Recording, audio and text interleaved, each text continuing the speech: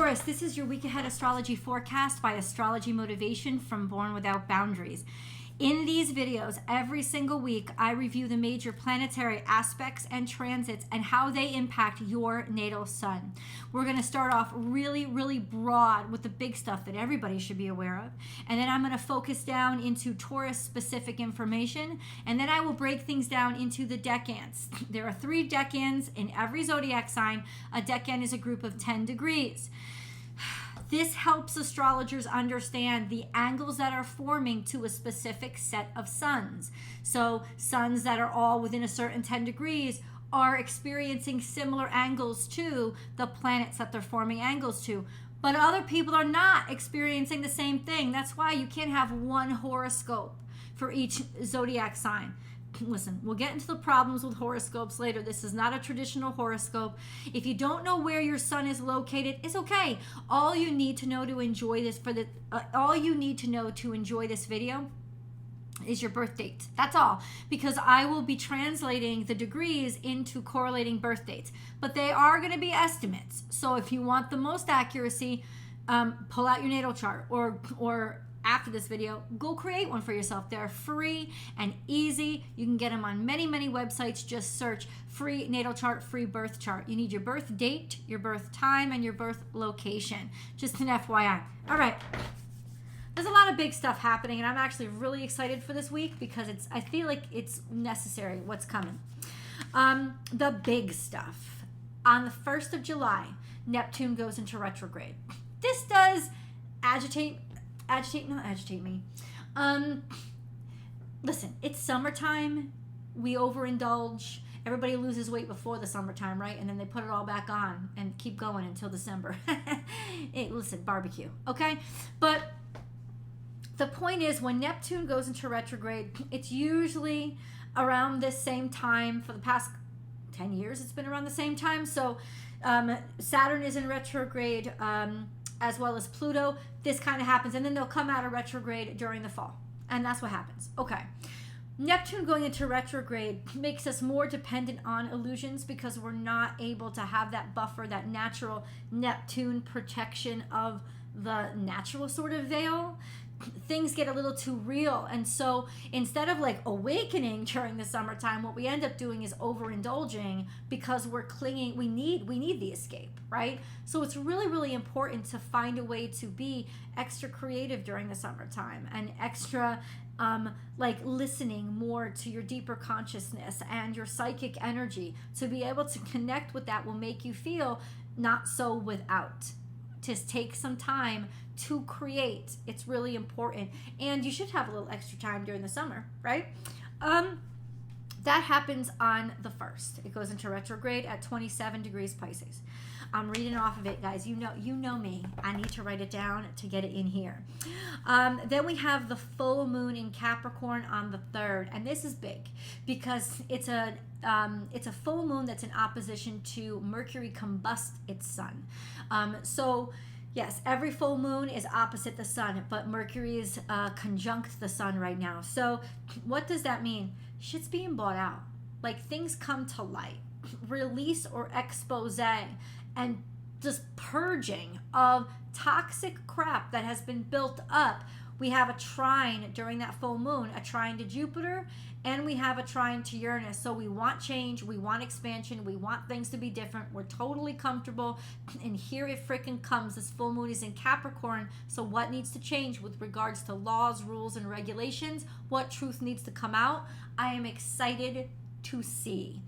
All week long, Mercury is conjunct the sun, which gives us very bright, very intelligent, and very communicative energy that says, here, let's talk about it. Let's get it off our chest. Let's get it out into the open. Be seen, announcements being made, etc. We also have our Venus-Mars conjunction that continues, and it is also still this week, square to Uranus and trine to Chiron. We are not going to allow ourselves to make mistakes, the same mistakes we've made. We've learned, that's Chiron, from all the trauma and all the pain, and we are not going to do the same things again. No, we are not. We are just driven to not do the same things. And so that's actually very hopeful for me. I like that energy. And then all week long we have Jupiter sextile both the Sun and Saturn. We can get anything done. We can push forward. This is a time of great possibilities. I'm just letting you know that I'm really excited for this week. So let's focus in on the Taurus specific energies. So we look at two things. Taurus, what's going on in the actual zodiac sign, and then what is your ruling dignitary doing? Because wherever your ruling dignitary in, it's kind of going to color the backdrop or the energy or vibes of your life, and maybe even your focus or way of thinking at that point. So always know where your ruling dignitary is and what's happening to it. If your ruling dignitary is one of the outer planets that doesn't move much, you'll be able to know where it is, but what is acting upon it, what is aspecting it, really important, because it'll change its energy. Always be wary. Not wary of it. It's always not always a bad thing, but be aware of it. So Taurus, in Taurus, we have Jupiter that is moving between the 9 degrees and 10 degrees. So it's at the very end of the first decan of Taurus. And then we also have Uranus still at 21 degrees. So it's at the very beginning of the third decan of Taurus, which means it is in perfect position to be trine to this full moon. For both of them to be trine to this full moon, which is going to be at 14 degrees Taurus. It's within about 6 degrees from either side, and that's a pretty tight conjunction, especially for the energy of a full moon. This makes it a game changer, and these energies are very important this week. They're very important all the time, but especially this week because of the illumination of that moon. Just an FYI.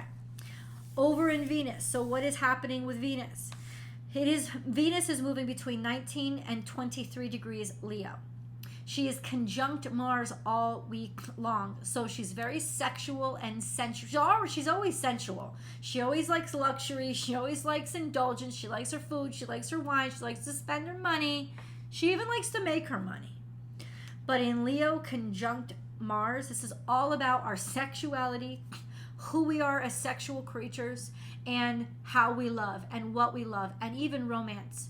So the fact that she is trying to Chiron and square to Uranus means she's changing, wants to be different, wants to do it differently, and wants to address those issues and those stressors from the past so that we don't recreate history, right? So we actually are able to do something different and move forward. She is also all week long semi-square to the Sun, which could make her a little bit more egotistical and arrogant and a little bit more into herself, but ultimately that's just a little bit of a frustration. She could also be running up against some ego issues, right? The sense of, who am I? Who have I always thought myself as, right? This kind of pretentiousnit that builds around our fragile egos that has to break apart. It's really, a semi-square is just a stubbornness, and it's not a major aspect, but it could be the only thing that really challenges her energy this week, because everything else is really awesome, especially including that square to Uranus, because it's just going to excitability, change, difference, surprises when it comes to money and sensuality. You may even surprise yourself, Taurus. Let's get into the decans. If you know that your natal sun is somewhere between 0 and 9 degrees Taurus, you are in the first decan of Taurus. Your natal sun is in the first decan of Taurus. And so you are Taurus ones. This correlates to Taurus birthdays in April. So say April 22nd through April 31st. That kind of energy, that sort of span is where... No. April 30th? Yeah, 30th and May 1st through there. Sorry about that. You are Taurus ones. So Taurus ones, if your birthday is at the cusp, so the Aries cusp, around the 22nd, 23rd of April, and yes, for those of you born on the 21st of April, and your Taurus is too, it's going to include you guys too, 100%. Your natal suns are conjunct the North Node, which means it is legitimately getting bombarded with what is stressing a lot of people out, like change, make something new, be different, challenge yourself. Also just looking toward the future, being future focused, but also running up against all the changes to what you expected to be kind of easy. It's not easy anymore. It's challenging, and that's the North Node. It's going to be like that for the next year. So just FYI. If your natal suns are between the 30th, say, if your birthdays are around the 30th, 31st, not 31st, because I don't think April has 31 days, right? I don't think so. But around the 30th, maybe 1st of May, you guys, your natal suns are conjunct to Jupiter. And as wonderful as this sounds, it can also make you big-headed and expectant of wonderful things to happen before you deserve them. So just cool it down a little bit. Basically, the energy here is choose optimism and adventurousness over entitlement. And then you'll be using that energy really, really well. You are sextile to Saturn this week, and you are sextile to the Sun this week. This is huge energy and huge breakthrough energy, infinite possibilities and opportunities to open up your life and expand and broaden whatever you do. Saturn is in Pisces. This is very creative energy, also very romantic energy. And then a sextile to the Sun, which is in Cancer. This is watery energy, right? So this is really loving, very romantic, but also healing energy. Opportunities to heal and to love and to grow your psychic connections and abilities, as well as just shine. It's just beautiful. This is beautiful energy. If you are born at the cusp between Aries and Taurus, so around, like I said, the 21st, 22nd, 23rd, your natal suns are in a long-term square to Pluto, which means there are frustrating and agitating challenges, and that could cause you to want to be just ruthless to people. Watch out, because your personality is going to take on this thing that you didn't even plan, that you may not even know about, which is like a relentlessness, and people are going to know it. You could be intimidating people more than you realize now. That's okay. It's not a big deal, but just be relentless, but don't be ruthless. Because it's easy to go over that edge, and ruthless is going to get you into trouble, like karmic trouble. So don't do that. We have also a trine to Mars. So if you are at the cusp, not really Venus, but if you are at the cusp between Aries and Pisces, you're going to be trine to Mars the whole week. What does that mean? Getting comfortable in your body, getting comfortable with motion and movement, having an energy uptick, feeling really good about where your energy is, and really how to be physical and put yourself out there. This is a great time to be athletic and be physical, and great time to be sort of elegant and sort of beautiful. Really get into your body and really find happiness in it, because Mars is about the physicality as well. Also just taking moves forward, being able to and being ready to go into the future, and that's progressive energy combined with the sextile to Saturn and the sextile to the Sun. You can get anything you want done this week, 100%. If you're born around the 30th or 1st of May, your natal suns are going to be trine to the full moon. This means all the energy that's building up and coming out is really going to help heal something in your life, or help make something, put something back into balance. This is a powerful full moon for you. I definitely recommend that you manifest. Make room by getting rid of the old and make room for the new. Taurus 2s. So Taurus 2s, if your natal sun is between 10 and 19 degrees Taurus, you are Taurus 2s. This really correlates to birthdays between like May 1st or 2nd to May 10th. In and around there, you are Taurus 2s. If you're born around the 1st or 2nd, you are trine to the full moon, 100%. This is, once again, a very blessed and powerful psychic time for you, especially because the Sun and Mercury are conjunct in Cancer. So this is very psychic energy, intuitive energy, to understand emotions that have been blocked up for too long and release them. Beautiful and powerful energy. Your natal suns are sextile to the moon, conjunct Mercury, conjunct the sun all week long. This gives you brilliant energy. It gives you brilliant opportunity and a wonderful time to like speak and talk and be heard and be fluent in what you're saying. So interviews, tests, auditions, anything where you have to communicate or even write something to somebody. Opportunities will come from this. If you are born around the 9th or 10th of May, your natal suns are square to Venus. That means there could be some challenges when it comes to your romantic relationships, or you could be challenges when it comes to finances or overindulging. Also, this is not a great time to change your look, change your hair, change anything aesthetic, because you will overindulge or perhaps make the decisions based on insecurities instead of really being sure of yourself. So put it off till next week. Also, it could just mean that the hairdryer ends up burning off your hair. Just don't do it. You have, if you're born around the 1st or 2nd of May, your natal suns are conjunct to Jupiter. So you're the ones that really have to be wary. So you're just like Taurus ones. You have to be wary of, am I getting too big-headed about things?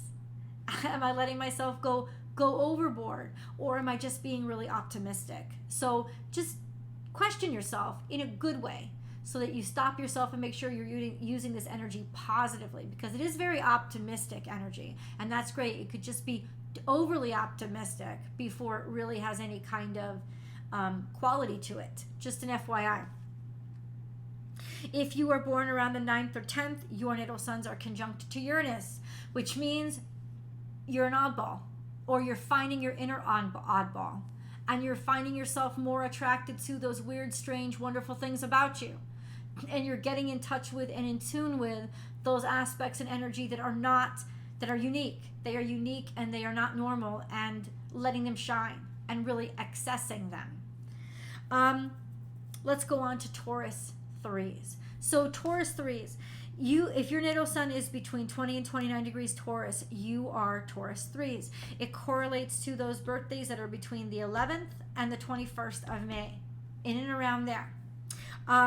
All of you, but especially if you're born around the 11th or 12th, you are conjunct to Uranus 100%. It's sitting right on top of you.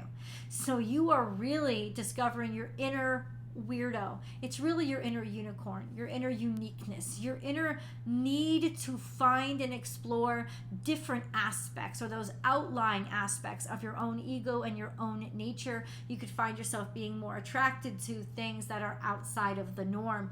Enjoy it. Enjoy it. Also, it could mean that there's a lot of brilliant things running through your mind, and when your sun is conjunct to Uranus, you are thinking way outside the box. So you could be more connected to technology, or more drawn to technology, or more drawn to ingenuity and invention when your natal suns are conjunct Uranus. Enjoy it.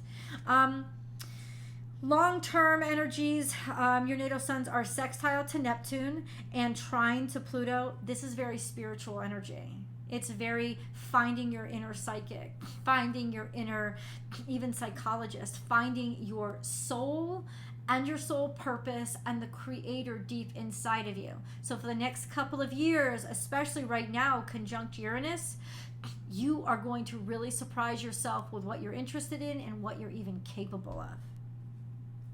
With Mercury going into retrograde, there could also be some sort of mediumship abilities that are opening up, being able to dream about or connect with people or energies across the veil. This energy could be something you discover inside yourself, especially this week when your sun is conjunct to Uranus. Okay. We also have a semi-square between your natal suns and the current sun conjunct Mercury. So this could be just something's rubbing against your ego, right? Disagreements, verbal disagreements, butting heads, just stubbornness, running into somebody's stubbornness or ego, or them running into yours. So it's definitely something for you to be aware of, especially if you have important communications. You might want to put it off till next week. FYI.